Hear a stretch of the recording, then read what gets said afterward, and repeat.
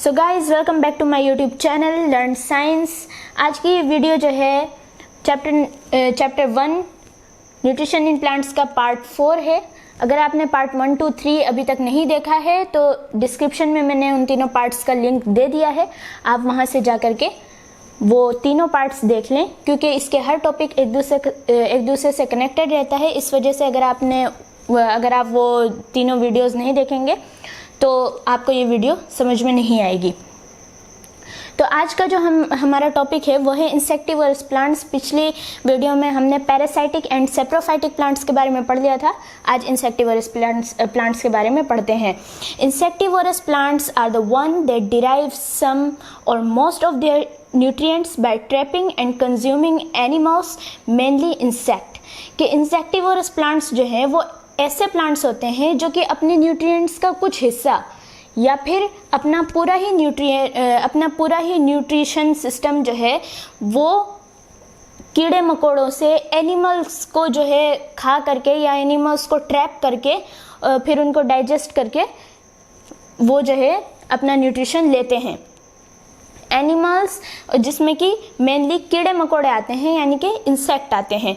These plants mostly grow in places where the soil is deficient in certain nutrients, for example nitrogen. ये जो plants होते हैं ये अक्सर ऐसी मिट्टी में उगते हैं जहाँ पर जो है न्यूट्रिएंट्स की कमी होती है। जिस मिट्टी में न्यूट्रिएंट्स की कमी होती है, न्यूट्रिएंट्स मतलब कि जिस मिट्टी में मेनली नाइट्रोजन की ज़्यादा कमी होती है, उसी मिट्टी में ये प्लांट्स उगते हैं। Hence, these plants need to obtain the required nutrients from other sources। तो ये प्लांट्स जो है इनको अपनी ज़रूरत के यानी कि नाइट्रोजन वगैरह जो है दूसरे सोर्सेस से यानी कि दूसरे ज़रिए से जो है इनको प्राप्त करना पड़ता है। एग्जाम्पल्स द पिचर प्लांट, और इसके एग्जाम्पल्स हैं पिचर प्लांट, ड्रोसेरा जिसको संड्यू भी बोलते हैं, ब्लैडरवॉर्ट एंड वेनस फ्लाईट्रैप। मैंने तो इसमें से सिर्फ वेनस फ्लाईट्रैप को देखा है, बाकी इन तीनों में से किसी प्लांट को नहीं देखा है। अगर आपने देखा हो तो कमेंट बॉक्स में हमें ज़रूर बताएं। तो इनके एग्जाम्पल्स हैं ये सारे pitcher plant, bladderwort and Venus flytrap वगैरह। और यहाँ पर इसकी पिक्चर के साथ भी इसको जो है डिफाइन किया गया है। सो आप देख सकते हैं,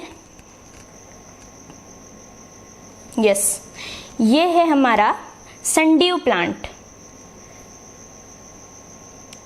ये हमारा संड्यू प्लांट है और इसके बारे में यहाँ लिखा हुआ है, the leaves of the sundew plant have long thin structures called tentacles. के जो संड्यू प्लांट्स की जो पत्तियाँ होती हैं ना, उसमें एक थ्रेड लाइक स्ट्रक्चर, मतलब कि लंबी लंबी डंडियाँ सी निकली हुई होती हैं चारों तरफ। आप पिक्चर में देख ही सकते हैं, ये देखिए ये डंडियाँ सी निकली हुई हैं, है ना। और उस डंडियों के एंड पर जो है एक स्टिकी सब्सटेंस की बूंद सी लगी हुई रहती है, which have drops of A sticky substance called mucilage. और जिनको म्यूसिलेज कहा जाता है, उन बूंदों को म्यूसिलेज कहा जाता है। और इन डंडियों को, मतलब ये थ्रेड लाइक स्ट्रक्चर जो हैं, इनको हम कहेंगे टेंटिकल्स। और इनके ऊपर जो स्टिकी सब्सटेंस लगा हुआ रहता है उनको हम म्यूसिलेज कहेंगे। एट देयर एंड्स, उनके आखिरी हिस्से पर यानी कि टिप पर उनकी वही स्टिकी सब्सटेंस लगा हुआ रहता है। Once an insect touches the tentacles, it gets stuck in the mucilage and is unable to escape, then it is then digested। के जब एक बार जो है कोई कीड़ा इसके ऊपर बैठ जाता है तो वो उसके अंदर चिपक जाता है, उसी स्टिकी सब्सटेंस में उसके जो है पैर जो है चिपक जाते हैं और वो जो है अनेबल टू escape यानी कि वो जो है छुटकारा पाने के लायक नहीं रहता है, वो बहुत ख़तरनाक तरीके से चिपक जाता है और उसके बाद ये प्लांट जो है उस कीड़े को डाइजेस्ट कर लेता है। और सेकंड एग्जांपल हमारा है पिचर प्लांट। ये प्लांट्स हम जो है अक्सर वीडियोस में भी देखते हैं। सो यू कैन सी,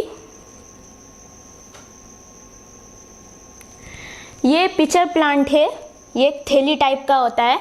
और मैं कंटेंट पढ़ने से पहले इसके बारे में कुछ बता दूं कि यहाँ पे ना इसका जो होल होता है उसके अंदर जो है वो जो इसका अंदर वाली जो लेयर होती है ना वो बहुत चिपचिपी होती है, स्टिकी होती है, कि अगर कोई भी कीड़ा जो है उसमें चला जाता है, इसके अंदर गलती से चला जाता है, तो वो उसको अंदर ही चिपक जाता है वो कीड़ा, और ये ढक्कन सा दिख रहा है आपको, ये बंद हो जाता है। इस तरह ये अपने फूड को डाइजेस्ट करता है। इसके बारे में यहाँ लिखा हुआ भी है,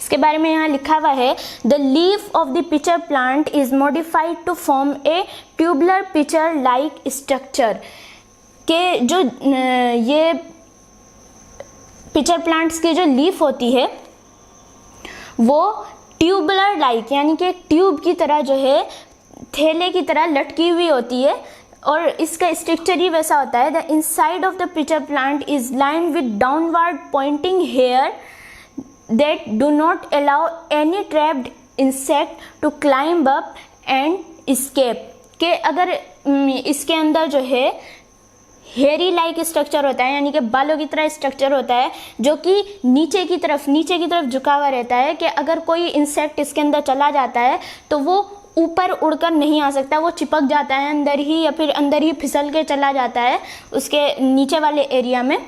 उसके बाद उसको जो है वो इस काबिल नहीं रहता है कि वो ऊपर जो है उड़ करके बाहर निकल सके। और the fluid at the bottom of the pitcher contains digestive juices that digest the insect, और जो इसका नीचे वाला जो एरिया होता है ना, इसके अंदर एक फ्लूइड यानी कि एक लिक्विड मटेरियल भरा हुआ रहता है, जो कि पिचर प्लांट के डाइजेस्टिव जूसेस होते हैं, डाइजेस्टिव जूसेस। और जैसे ही कीड़ा उसके अंदर पहुंचता है, कोई भी इंसेक्ट जो है उसके आसपास से उसके अंदर पहुंचता है, तो वो फिसल के उस डाइजेस्टिव जूसेस के अंदर चला जाता है, और पिचर प्लांट जो है उसको वहीं से डाइजेस्ट कर लेता है। और सबसे ख़तरनाक वाला, जो देखने में भी एकदम बहुत ख़तरनाक वैम्पायर जैसा लग रहा है ये पौधा, ये है वेनस फ्लाई ट्रैप। इसके बारे में हम पढ़ते हैं, the Venus fly trap has leaves modified to trap insect, कि वेनस फ्लाई ट्रैप की पत्तियां ही ऐसी होती हैं, इसको देख के ही पता लग रहा है कि ये कैसे अपना जो है इंसेक्ट को अपना डाइजेस्ट करता होगा। इसकी लीफ ही ऐसी होती है जो कि एक इंसेक्ट को आराम से जो है पकड़ सके।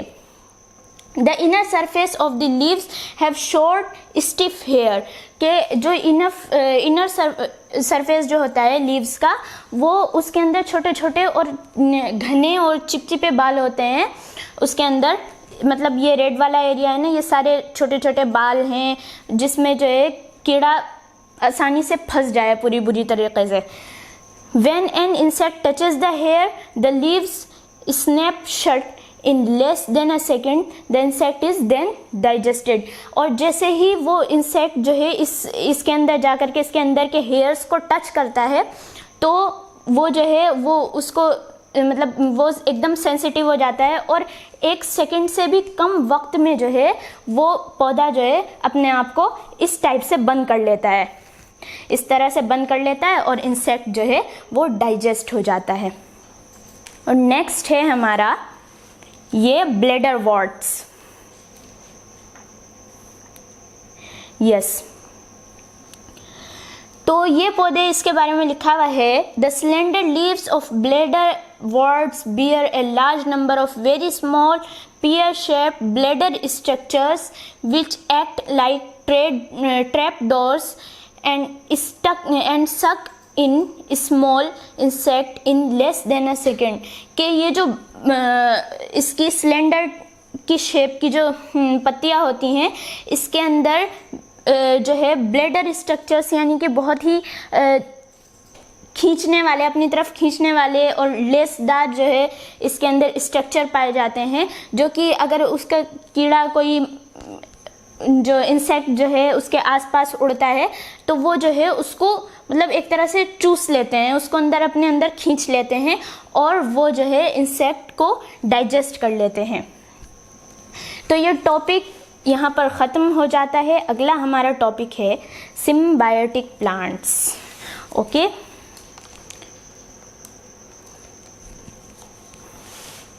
यस, ये हमारा टॉपिक है अगला सिम्बायोटिक प्लांट्स।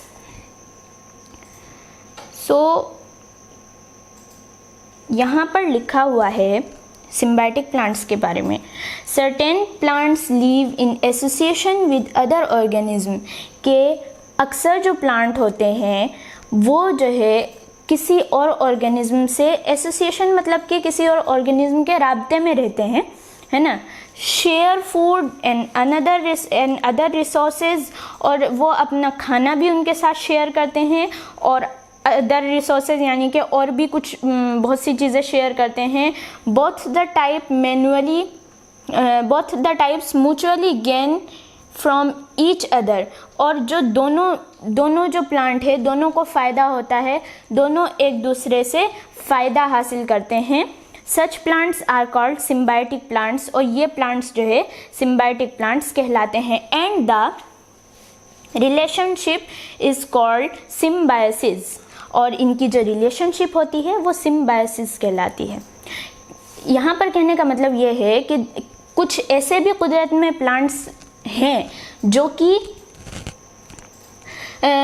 कि मतलब दो ऐसे प्लांट्स हैं जो कि उनके अंदर रिलेशनशिप है, और वो जो है बिना कोई खून खराबा किए या बिना एक दूसरे को कोई नुकसान पहुंचाए दोनों एक दूसरे से फ़ायदा हासिल करते हैं, और दोनों अपना फूड शेयर करते हैं। मतलब जैसे शेयर करके खाना होता है, उसी तरह वो जो है अपना फूड शेयर करते हैं और अपनी एनर्जी भी शेयर करते हैं।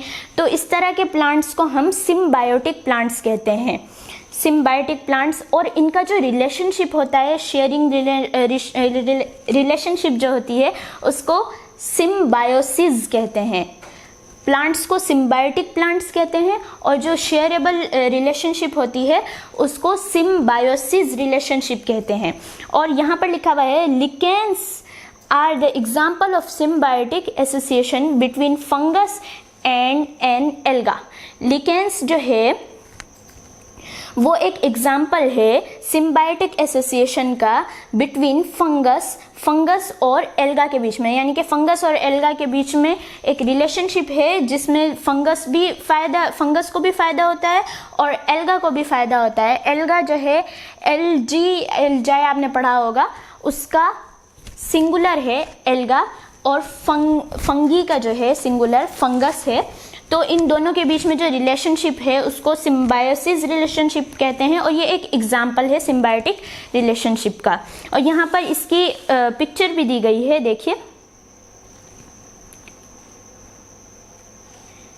यस, यहाँ पर इसकी पिक्चर भी दी गई है, और यहाँ पर लिखा हुआ है लिकेंस। और ये इस तरह का मतलब थोड़ा अजीब काई टाइप की होती है ये, है ना। Lichens are an association between fungus and microscopic chlorophyll containing organisms, green algae, singular alga. कि लिकेंस जो है वो एक रिश्ता है, एसोसिएशन है बिटवीन फंगस और एक माइक्रोस्कोपिक यानी कि ना दिखने वाला, जिसको हम माइक्रोस्कोप से देखते हैं, क्लोरोफिल कंटेनिंग, और उसमें जो है क्लोरोफिल भी होता है, ऑर्गेनिज्म, ऐसा ऑर्गेनिज्म जो कि जिसको हम फंगस का रिलेशनशिप है ऐसे ऑर्गेनिज्म से जिसको हम माइक्रोस्कोप से देखते हैं, मतलब वो नेक्ड आई से नहीं देखा जाता है, और उसके अंदर क्लोरोफिल भी होता है।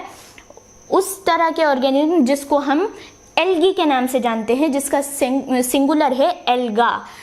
The algae provide nutrients to the fungus, और एल्गी जो है फंगस को न्यूट्रिएंट्स प्रोवाइड करता है, न्यूट्रिएंट्स देता है, and fungus helps the algae to grow in harsh conditions and places where they would otherwise not survive. और एल्गी जो है फंगस को अपने न्यूट्रिएंट्स देता है, और फंगस जो है वो एल्गी की हेल्प करता है ऐसी कंडीशंस में ग्रो करने में जिसमें मतलब वो जो है ग्रो ना कर सके, वो उसकी हेल्प करता है। और ऐसे प्लेसेस पे भी वो हेल्प करता है जहाँ पर एल्गी जो है वो ग्रो नहीं कर पाता है और अदरवाइज नॉट सर्वाइव, और वहाँ पर वो अगर उसकी हेल्प ना करे तो वो सर्वाइव भी नहीं करेगा, यानी कि वो वहाँ पर ज़िंदगी जीने के काबिल नहीं रहता है। और अगला हमारा एग्जाम्पल है रूट्स ऑफ द प्लांट, ये है हमारा राइजोबियम, है ना। राइजोबियम आपने नाम सुना होगा, बैक्टीरिया जो कि मटर वटर की रूट्स में पाया जाता है, मटर के प्लांट की रूट्स में पाया जाता है। इसके बारे में लिखा हुआ है, roots of plant such as pea content bacteria called rhizobium, के पी जो है यानी कि मटर जैसे कुछ प्लांट्स के रूट्स में जो है एक बैक्टीरिया पाया जाता है जिसको राइजोबियम कहते हैं। Rhizobium converts atmospheric nitrogen into usable form, और राइजोबियम जो है उसको जो एटमॉस्फेरिक नाइट्रोजन होता है यानी कि जो हवा में जो मिला नाइट्रोजन होता है, और राइजोबियम जो है उसको प्लांट की रूट्स को जो है यूजेबल यानी कि उसके यूज़ के लायक बनाने में उसको कन्वर्ट कर देता है,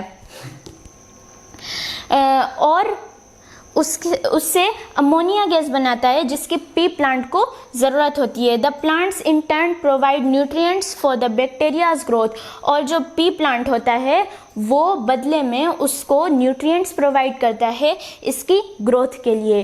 तो सिम्बायोटिक प्लांट्स का टॉपिक भी यहाँ ख़त्म होता है, और हमारा अगला टॉपिक है replenishment of nutrients in the soil. हमने जो है इस टॉपिक के बारे में पहले यू विल लर्न अबाउट में पढ़ा था, और अब हम फाइनली इस लास्ट टॉपिक पे अपने चैप्टर के लास्ट टॉपिक पर आ गए हैं। यहाँ पर है replenishment of nutrients in the soil. इस टॉपिक का मतलब ये है, रिप्लेनिशमेंट मतलब कि अगर किसी मिट्टी में न्यूट्रिएंट्स की कमी हो जाती है तो हम उसको उसकी भरपाई, एक तरह से बोल रहे हैं, भरपाई कैसे करेंगे। रिप्लेनिशमेंट यानी कि उसकी भरपाई करना। यहाँ पर जो है लिखा हुआ है, plants use the mineral nutrients specially nitrogen present in the soil for their growth.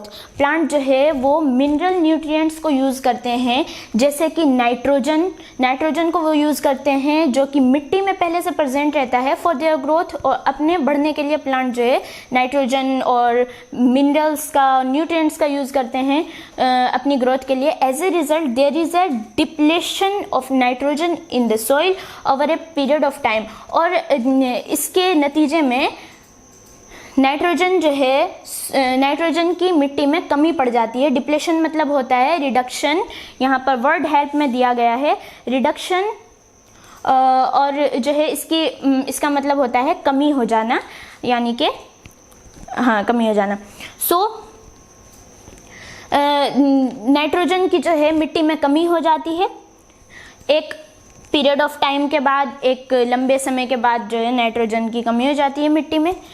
Manures and fertilizers are used to replenish the nutrients in the soil. Manures यानी कि खाद और फर्टिलाइजर्स वगैरह जो है, फर्टिलाइजर्स वगैरह जो है यूज़ किए जाते हैं मिट्टी में नाइट्रोजन की या फिर न्यूट्रिएंट्स की कमी को दूर करने के लिए। Besides nitrogen, they also contain potassium and phosphorus needed by plants for healthy growth. और नाइट्रोजन के साथ साथ मिट्टी जो है पोटाशियम और फास्फोरस को भी कंटेन करती है, जो कि प्लांट की हेल्दी ग्रोथ के लिए ज़रूरी होते हैं। पोटाशियम और फास्फोरस एंड नाइट्रोजन ये जो है मेन इंग्रेडिएंट हैं प्लांट की ग्रोथ के लिए। The symbiotic association of rhizobium and leguminous plants such as pea plant is a natural way of replenishing the soil with nitrogen. Yes, यहाँ पर ये लिखा हुआ है, such as pea plant is a natural way of replenish the soil with nitrogen। के जो symbiotic relationship हैं वो एक दूसरे को तो फ़ायदा देती हैं, बल्कि वो इतने अच्छे होते हैं, ये बात आप अपनी ज़ुबान में सीख लीजिए, ये बल्कि वो इतने अच्छे होते हैं कि वो जो है मिट्टी को भी अपने उगने की वजह से मिट्टी को भी मोर फर्टिलाइजिंग और मोर नाइट्रोजन जो है प्राप्त करने में, क्योंकि जो पी प्लांट में जो राइजोबियम बैक्टीरिया होता है वो नाइट्रोजन मिट्टी से नहीं बल्कि एयर एटमॉस्फेयर से लेता है और उसको कन्वर्ट कर देता है प्लांट्स के यूजेबल नाइट्रोजन में, यानी कि मिट्टी वाले नाइट्रोजन में जो है कन्वर्ट कर देता है उसको, जो राइजोबियम बैक्टीरिया होता है। और उसके बीच में और पी प्लांट जो है वो उसको रिटर्न में उसको न्यूट्रिएंट्स देता है हेल्दी ग्रोथ के लिए।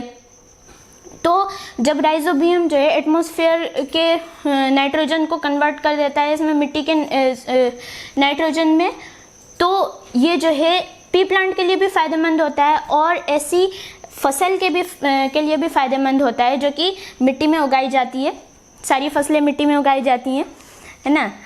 तो ये जो है मतलब ये दोनों उसके लिए फ़ायदेमंद होता है। तो जब भी आप लोग देखते होंगे कि जब किसान कोई फसल काटने के बाद जो उसका सीज़न जब तक नहीं आता है, जब उसके बीच में जो है वो मटर और इन सब के पौधे लगा देता है ताकि उस मिट्टी की जो है fertilising quality and fertilising ability जो है वो बढ़ जाए। तो वो उसी सिम्बायोटिक रिलेशनशिप की वजह से ही जो है प्रेजेंट होता है। So sometime farmers grow leguminous plants, ऐसे प्लांट्स को कहते हैं जो कि राइजोबियम बैक्टीरिया का यूज़ करें या फिर जिसमें सिम्बायोटिक रिलेशनशिप हो, उनको लिग्यूमिनस प्लांट्स कहते हैं। ऐसे प्लांट्स को plants alternately with other crops to restore the nitrogen content of the soil. मैंने आपको अभी बताया कि जो है किसान वगैरह जो हैं उसके साथ फसल के साथ जो है पी प्लांट्स और ऐसे प्लांट्स को भी लगा देते हैं जिसमें जो कि नाइट्रोजन को दोबारा जो है मिट्टी वाले नाइट्रोजन में जो है कन्वर्ट करने के एबल हों, उसमें जिसमें राइजोबियम बैक्टीरिया पाए जाते हैं। ऐसे प्लांट्स को भी फसल के साथ लगाया जाता है। तो ये एक तरीका है कि सॉइल में जो है न्यूट्रिएंट्स की कमी की भरपाई करने का। तो आज की वीडियो को यहीं तक रखते हैं। अगर आपको ये वीडियो थोड़ी सी भी फ़ायदेमंद लगे, अच्छी लगे, तो इस वीडियो को लाइक करें, कमेंट बॉक्स में अपने क्वेश्चंस को मेंशन करें, हमारे चैनल को ज़रूर सब्सक्राइब करें और बेल आइकन को भी प्रेस कर दें। तब मिलते हैं अगली वीडियो में, तब तक के लिए अस्सलाम वालेकुम।